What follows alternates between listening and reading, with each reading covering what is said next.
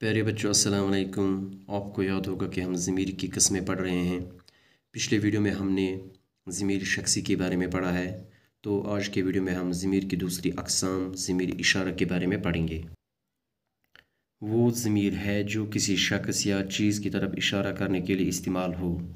नज़दीक के लिए ये और दूर के लिए वो। प्यारे बच्चों, ज़मीर इशारा गो सो ज़मीर युस कन्स शख्सस या कुन चीज़स कुन इशारा करने खतर इस्तेमाल गसान। अगर कह चीज़ नज़दीक ओस तथ नज़दीक किस चीज़स कुन इशारा करने खतर ये गसा इस्तेमाल। व अगर कह चीज़ दूर ओस तथ दूर किस चीज़स कुन इशारा करने खतर वो गसा इस्तेमाल। जिस इसम की तरफ इशारा किया जाए उसे मशारुल अलैह कहते हैं।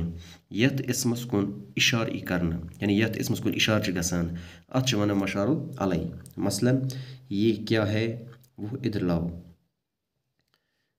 ज़मीर इशारा की अक़साम। प्यारे बच्चों, ज़मीर इशारा ज़ कस्म। युस गोडुक कस्म अत वनान इशारे करीब। युस दुय्यम कस्म अमुक अत वनान इशारे बईद। तो गोडुक पढ़ो अस इशारे करीब। वो कलमा जो नज़दीक की चीज़ों की तरफ इशारा करने के लिए इस्तेमाल हो इशारे करीब कहलाता है। सो लफ्ज़ युस नज़दीक किन चीज़न कुन इशारा करने खतर इस्तेमाल गसान अत वनान इशारे करीब। या ऐसा कलमा जो करीब की चीज़ शख्स या जगह की तरफ इशारा करने के लिए इस्तेमाल हो इशारे करीब कहलाता है। या सो कलमा सो लफ्ज़ युस नज़दीक किस कुन चीज़स कन शख्सस या कुन जाय कुन इशारा करने खतर इस्तेमाल गसान तो अत वनान इशारे करीब। मिसाल ये इस इन इसे वगैरह यानी यम अल्फाज यत मे लिखमित ये इस इन इसे वगैरह इमो अल्फाजों सत नज़दीक कुन चीज़न कुन यानी यम चीज़ नज़दीक आसन इमन कुन इशार करान। पत अमुक दुय्यम किस्म इशारे बईद।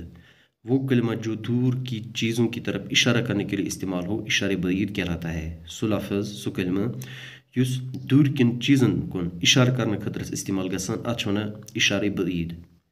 या ऐसा कलमा जो दूर की चीज़ शख्स या जगह की तरफ इशारा करने के लिए इस्तेमाल हो इशारे बईद कहलाता है। सो लफ्ज़ युस दूर किस कुन चीज़स कन शख्सस या कुन जाय कुन इशारा करने खतर इस्तेमाल गसान अत वनान इशारे बईद।